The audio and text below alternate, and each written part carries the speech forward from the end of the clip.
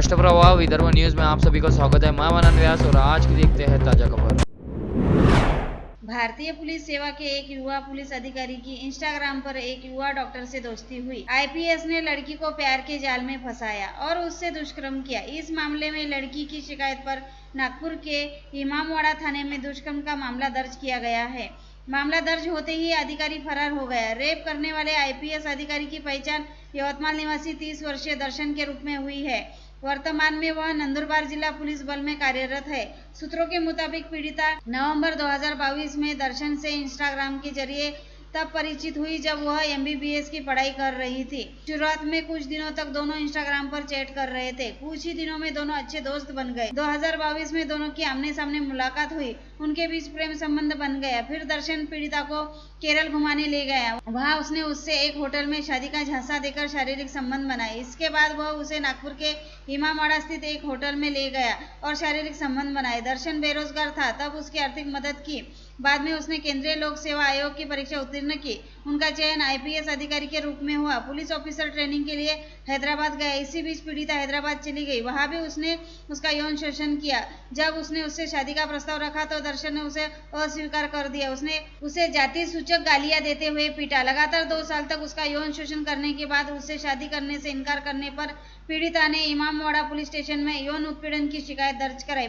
Police ने IPS अधिकारी दर्शन के खिलाफ मामला दर्ज कर लिया है। शहर के सभी हनुमान मंदिर में हनुमान जन्मोत्सव धूमधाम से मनाया जा रहा है। सुबह से ही हनुमान मंदिरों में बड़ी संख्या में भक्तजन पूजा अर्चना करते दिखे। जगह जगह भंडारे का आयोजन किया गया। शहर के प्रसिद्ध बलगांव रोड स्थित श्री चांगापुर नरेश देवस्थान में सुबह 5 बजे भगवान का अभिषेक कर महाआरती हुई। तत्पश्चात महाप्रसाद शुरू हुआ। हर वर्ष की तरह आज रक्तदान शिविर का आयोजन किया गया था, जिसमें अब तक 400 रक्तदाताओं ने अपने रक्तदान का दान कर चुके हैं। रक्तदान शिविर में रक्त संकलन का काम doctor Panjabrao Deshmukh blood bank की टीम कर रही है। वहीं रक्तदान समिति के अध्यक्ष महेंद्र भुतड़ा के मार्गदर्शन में समिति के सदस्य अपनी सेवा दे रहे हैं। संस्थान के अध्यक्ष श्याम सुंदर लड्डा के अनुसार अभी तक हजारों भक्तों ने महाप्रसाद का लाभ ले लिया है। जिले के जहांगीरपुर स्थित हनुमान मंदिर में भी हजारों भक्तों का रेला देखने को मिला। जहांगीरपुर को अयोध्या के जैसा सजाया गया है। वहीं शहर के रविनगर स्थित संकट मोचन हनुमान मंदिर में भी भक्तों का सुबह से तांता लगा हुआ है। वहां आयोजित भंडारे में अब तक हजारों लोगों ने प्रसादी ग्रहण की। घरेलू विवाद के चलते पिता ने अपने पुत्र की चाकू मारकर हत्या करने की घटना वाशिम जिले के कारंजा में घटी। इस मामले में आरोपी पिता गोपाल मुखड़कर को कारंजा पुलिस ने गिरफ्तार कर लिया है। कारंजा निवासी गोपाल मुखड़कर और उनके बेटे अनिल गोपाल मुखड़कर के बीच रात घरेलू कारण से बड़ा विवाद हुआ। सुबह पिता पुत्र के बीच झगड़ा शुरू हो गया। गुस्से में आकर आरोपी पिता ने अनिल मुखड़कर के पेट में चाकू मार दिया। चाकू से 3-4 गंभीर घाव हो गए। अनिल मुखड़कर गंभीर रूप से घायल हो गए और उनकी मौके पर ही मौत हो गई। अमरावती हवाई अड्डे से रात्रि विमान उड़ान सेवा अक्टूबर से होने की जानकारी महाराष्ट्र हवाई अड्डा विकास कंपनी के उपाध्यक्ष और प्रबंधन निर्देशक स्वाति पांडे ने शनिवार को पत्रकारों से बात करते हुए दी। सभी मौसम में परिचालन और उपकरण उड़ान नियमों IPFR के लिए नागरिक उड्डयन महाविद्यालय DGCA से अनुमति आवश्यक है। नाइट लैंडिंग के लिए जरूरी सिस्टम अगले जून तक चालू हो सकता है। DGCA से मंजूरी के बाद अक्टूबर तक एयरपोर्ट पर नाइट लैंडिंग की सुविधा मिलने की उम्मीद उन्होंने जताई। 16 अप्रैल को मुख्यमंत्री देवेंद्र फडणवीस, उप मुख्यमंत्री एकनाथ शिंदे, अजित पवार और जिला संरक्षण मंत्री चंद्रशेखर बावनकुले की उपस्थिति में उड़ान सेवा शुरू की जाएगी। करीब 2 साल पहले हनुमान जयंती पर्व पर अपने जन्मदिन पर हनुमान चालीसा का पाठ करने के बाद तत्कालीन सांसद नवनीत राणा और विधायक रवि राणा ने अमरावती शहर के पास भगवान हनुमान की 111 फीट ऊंची मूर्ति स्थापित करने का संकल्प लिया। अब इस मूर्ति का निर्माण अंतिम चरण में है और इस क्षेत्र का नाम हनुमानगढ़ी रखा गया है। विधायक रवि राणा ने बताया कि प्रतिमा का अनावरण जल्द ही गृह मंत्री अमित शाह करेंगे। दावा किया जा रहा है कि यह महाराष्ट्र की सबसे ऊंची हनुमान मूर्ति है। छतरी झील के आगे बनाई जा रही यह मूर्ति लोगों का ध्यान अपनी ओर खींच रही है। इस पूरे क्षेत्र को तीर्थ और पर्यटन स्थल के रूप में विकसित करने का प्रयास चल रहा है। राणा दंपति ने हनुमानगढ़ी की स्थापना के लिए श्री हनुमान चालीसा ट्रस्ट की स्थापना की। उन्होंने अपनी 50 एकड़ जमीन इस ट्रस्ट को दान कर दी। 111 फीट ऊंची मूर्ति का निर्माण 2 साल से चल रहा है। अब तक यह काम अंतिम चरण में है। इस मूर्ति को 1 किलोमीटर की दूरी से भी देखा जा सकता है। अब बस मूर्ति को बारिश और धूप से बचाने के लिए लेप लगाना बाकी है। राजस्थान के मूर्तिकार ताराचंद शर्मा के नेतृत्व में प्रतिदिन 15 श्रमिक काम कर रहे हैं। इस मूर्ति स्थल के पास 30 एकड़ के परिसर में राम वाटिका का निर्माण किया जा रहा है। इस स्थान पर भगवान श्री राम के जीवन से जुड़े महत्वपूर्ण स्थानों की प्रतिकृतियां बनाई जा रही है। हनुमानगडी या ठिकाणी 20 एकर जागेमध्ये 111 फूट बजरंगबलीच्या मूर्ती स्थापना होते. 99% मूर्ती पूर्ण झालेली आहे आणि याच ठिकाणी हनुमानगडी या ठिकाणी मोठ्या प्रमाणात भाविक भक्तांनी गर्दी केलेली आहे. मोठ्या प्रमाणात इथे महाप्रसादाची व्यवस्था आहे. हनुमान चालीसा पठण झाला आहे. मोठ्या या ठिकाणी सकाळ संध्याकाळ हनुमान पठण होते. अखंड रामायण सुद्धा या ठिकाणी वाचन सुरू आहे. अशा हनुमानगडी सारख्या पवित्र तीर्थस्थानी मोठ्या प्रमाणात भाविकांचं मोठ्या प्रमाणात जी गर्दी आहे, जी दर्शनाची गर्दी आहे, यावरून लक्षात येतं की हनुमानगडी हे अमरावतीच नाही, संपूर्ण विदर्भ महाराष्ट्रामध्ये सगळ्यात उंच मूर्ती 111 फूट बजरंगबलीची मूर्ती हे हनुमान जयंतीच्या शिवपर्वावर आज सगळ्यांसाठी दर्शनाची खुली केलेली आहे. मला असं वाटतं सगळे भाविक भक्त या ठिकाणी गर्दी दिसत आहे. हे मोठ्या प्रमाणात रोज ही गर्दी वाढत जाईल.